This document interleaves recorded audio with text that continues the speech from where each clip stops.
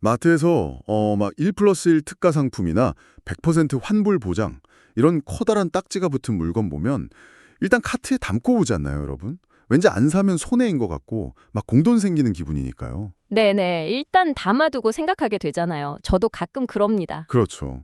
근데 집에 와서 그 아주 작게 적힌 주의사항을 자세히 딱 읽어보면 그 1 플러스 1 치즈의 유통기한이 당장 내일 아침까지인 겁니다.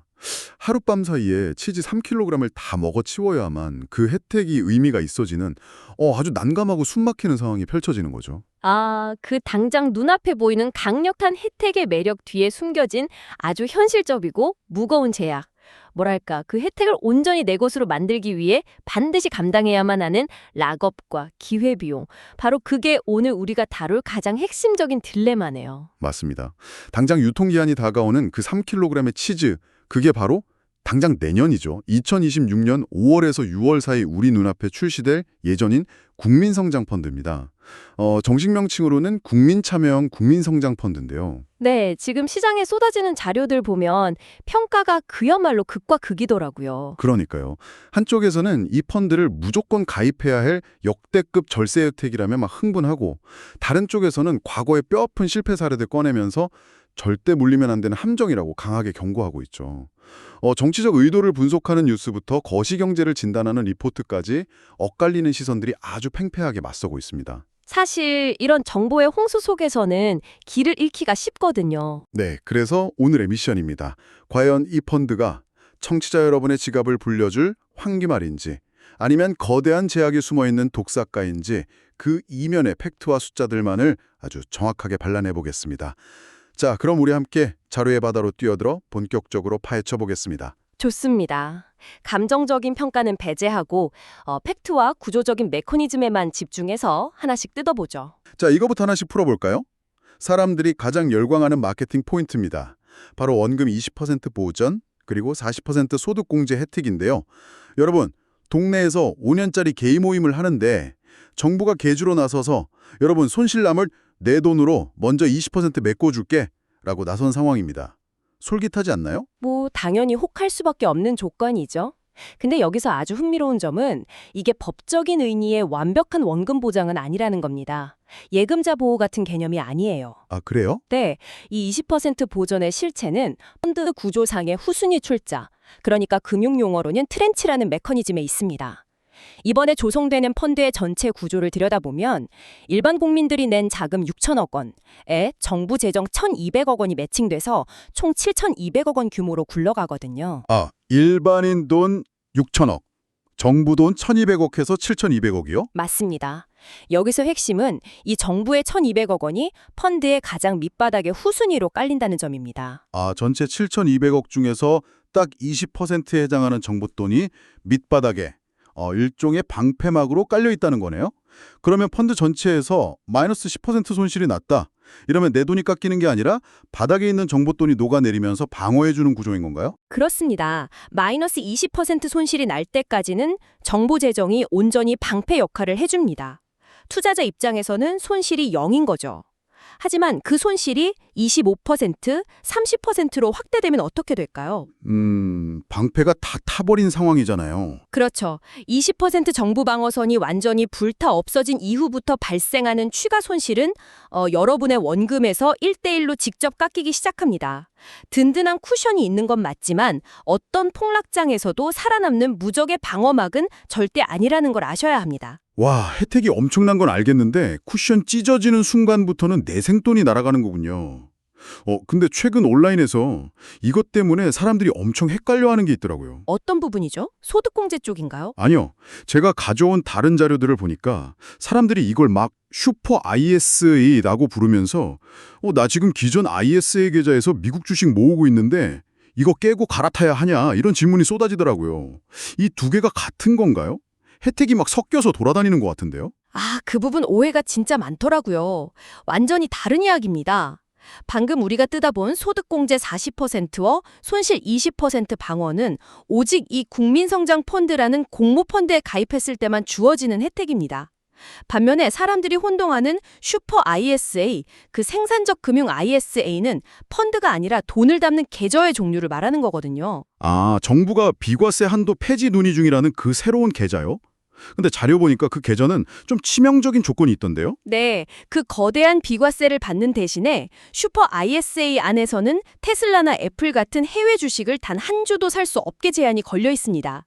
오직 코리아 디스카운트 해소를 위해서 국내 자산에만 투자하도록 만든 별개의 계좌인 거죠. 그럼 기존 계좌에서 미국 주식 잘 굴리는 분들은 절대 해지하면 안 되겠네요. 절대 안 되죠. 기존 ISA 계좌랑 향후 도입될 슈퍼 ISA는 두 개를 동시에 가입하게 해줄 확률이 높습니다. 아, 그러니까 하나의 집에서 목적에 따라 냉장고 2대를 돌리는 거랑 똑같네요. 기존 냉장고에는 수입산 재료인 해외 주식 넣어두고 새로 살 두 번째 냉장고인 슈퍼 ISA에는 국산 재료인 국내 주식만 넣어두고 비과세를 받는 투트랙 전략의 핵심 팁이군요. 완벽한 비유입니다. 펀드와 계좌, 이 두 개는 철저히 분리해서 접근하셔야 합니다. 좋습니다. 두 개가 다르다는 건 확실히 알겠네요. 그럼 다시 펀드로 돌아와서 대체 내 통장에 얼마가 꽂히는지 그 짜릿한 계산을 한번 해보죠. 네, 자료에 나온 소득공제율을 보면 3단계로 나뉩니다. 3천만 원까지는 40%, 5천만 원까지는 20%, 그리고 7천만 원까지는 10%가 공제됩니다. 그럼 한도인 7천만 원을 꽉 채우면 공제액이 얼만가요? 최대 1,800만 원까지 소득공제를 받을 수 있습니다. 여기서 중요한 시뮬레이션 결과가 하나 있는데요. 결국 이 혜택은 내 연봉이 얼마냐에 따라 완전히 달라진다는 겁니다. 아, 소득세율 구원 때문이군요. 맞습니다. 예를 들어 연봉 4천만 원인 직장인이 7천만 원을 넣으면 대략 297만 원 정도로 환급받습니다. 그런데 연봉이 1억 5천만 원인 고소득자가 똑같이 7천만 원을 넣게 되면 어떻게 될까요? 한계세율이 높으니까 환급액이 약 693만 원으로 훌쩍 뜁니다. 와, 잠깐만요. 이거 진짜 흥미로워지는데요. 이건 마치 백화점 할인 쿠폰 같은 거네요. 평범한 직장인에게도 좋지만 VIP 고객일수록 할인폭이 기하급수적으로 커지는 마법의 쿠폰이요. 네, 팩트가 그렇습니다. 게다가 이 펀드에서 발생하는 배당 소득도 15.4%가 아니라 9.9%로 분리과세까지 해줍니다. 철저하게 고소득자에게 유리한 구조죠. 겉으로는 국민펀드라는 간판을 달았는데 실제로는 고소득자와 자산가들에게 훨씬 강력한 무기가 된다는 거군요. 근데 금융소득 종합과세 대상자는 가입이 안 된다는 제한 조건도 있지 않았나요? 네, 직전 3년 내에 한 번이라도 종합과세 대상자였던 초자산가는 원천적으로 가입을 막아두었습니다. 핀셋 규제를 하긴 한 거죠. 세금을 수백만 원이나 돌려준다고 하니 당장 뛰어가서 가입하고 싶은데요. 하지만 세상에 공짜 점심은 없잖아요. 우리가 치러야 할 대가는 대체 뭡니까? 바로 그 유동성의 상실입니다. 이 펀드는 5년 의무 유지, 즉 락업 기간이 걸려 있습니다. 중간에 깨면 그동안 받았던 혜택 다 토해내야 하고요. 5년이요? 와, 7천만 원이 5년 동안 묶인다는 건 엄청난 기회비용 아닌가요? 그 기회비용을 짚어보는 게 핵심입니다. 만약 7천만 원을 5% 예금에만 넣어둬도 5년간 약 1,933만 원의 확정이자가 발생합니다. 절세액 300만 원을 받자고 그 2천만 가까운 이자를 포기하는 게 맞는지 비판적으로 질문해봐야죠. 그러네요. 돈을 뺄 수 없다는 것도 문제인데 그 5년 동안 내 돈이 어디에 투자되는지도 중요하잖아요. 네, 조건이 아주 빡빡합니다. 펀드 자금의 60% 이상을 무조건 반도체, AI 같은 첨단 전략 산업에 강제 배분해야 하고요. 그중 30%는 변동성이 극심한 비상장 기업이나 기술 특례 상장사에 들어가야 합니다. 잠깐만요. 그래도 20% 원금 방어가 있으니까 마음 편하게 투자할 수 있는 거 아닌가요? 여기서 과거의 뼈아픈 데자뷰를 하나 꺼내봐야 하겠습니다. 2021년에 나왔던 뉴딜 펀드 혹시 기억하시나요? 아, 그 뉴딜 펀드요. 그때 엄청 인기 많았잖아요. 네, 당시에도 지금과 똑같은 구조에 심지어 21.5%의 후순위 방어가 있었습니다.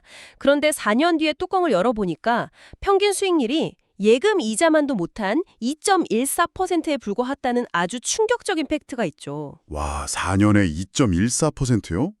20% 방어막이라는 푹신한 방석이 깔려 있어도 애초에 잘못된 버스에 타면 목적지에 갈 수 없다는 거네요. 유연하게 대응 못하는 폐쇄형 펀드의 한계였군요. 정확합니다. 아니 수익률이 이렇게 불확실하고 제약이 많은데 정부는 왜 이런 거대한 펀드를 그것도 150조 원이라는 엄청난 규모로 밀어붙이는 걸까요? 이걸 더 큰 그림과 연결해 보면요. 결국 여러분의 유동성을 사서 국가 전략 산업의 총알로 쓰겠다는 거시적인 목표가 깔려 있습니다. 이 150조 원 중에서 75조 원을 산업은행이 삼금채를 발행해서 조달할 텐데요. 75조 원어치 채권이 시장에 쏟아지면 시중 자금이 다 거기로 빨려 들어가는 거 아닌가요? 맞습니다. 정부가 보증하는 초우량 채권이 돈을 다 빨아들이니까 시중 금리가 올라가고 정작 돈이 필요한 일반 기업들은 자금 경색을 겪는 구축 효과가 발생할 우려가 큽니다. 그래서 이 자료들을 보면 시각이 완전히 둘로 나뉘는 거군요. 저희 방송은 어느 편도 들지 않지만 양쪽의 입장을 객관적으로 보면 이렇습니다. 한쪽에서는 이 펀드가 부동산에 묶인 투기 자본을 생산적인 주식시장으로 옮기고 부의 양극화를 해소하는 아주 훌륭한 사다리라고 극찬합니다. 반면 다른 한쪽에서는요. 정부가 손실을 메워주는 관제 펀드는 시장의 자연스러운 흐름을 왜곡시키고 특정 대기업이나 지역에 특혜를 줄 수 있다고 간하게 비판하고 있죠. 양쪽 다 일리가 있는 주장이네요. 자, 이제 오늘 심층 탐구의 결론을 내려보죠. 그래서 이게 다 무슨 의미일까요? 총평하자면 이렇습니다. 국민성장펀드는 분명 파격적인 절세 혜택과 원금 방어라는 강력한 무기를 제공합니다. 하지만 5년이라는 유동성 폭이 특정 산업에 집중되는 구조적 한계를 감당해야 하죠. 따라서 당장 돈 쓸 데가 없는 여유 자금과 장기적 안목을 가진 투자자, 특히 고소득자에게만 매력적일 겁니다. 네, 오늘 깊이 있는 분석 감사합니다. 자, 여러분. 정부는 이 펀드가 투자할 AI와 반도체 섹터가 향후 5년의 절대적인 주도 산업이 될 것이라 굳게 확신하고 있습니다. 네, 거대한 트렌드임에는 틀림없죠. 하지만 만약 우리가 전혀 예상치 못한 글로벌 매크로 쇼크가 오거나 사람들이 열광하는 그 AI 버블이 하필 이 5년의 락업 기간 중에 터진다면 어떻게 될까요? 오직 국내 자산에만 묶여있는 이 정책 펀드의 20% 방패가 그 거대한 글로벌 쓰나미 앞에서도 여러분의 자산을 끝까지 안전하게 지켜줄 수 있을까요? 오늘 우리가 낱낱이 살펴본 팩트들을 바탕으로 여러분만의 투자 포트폴리오를 어떻게 구성할지 스스로 예리하게 질문해 보시기 바랍니다. 오늘 준비한 내용은 여기까지입니다. 모두 좋은 하루 보내세요.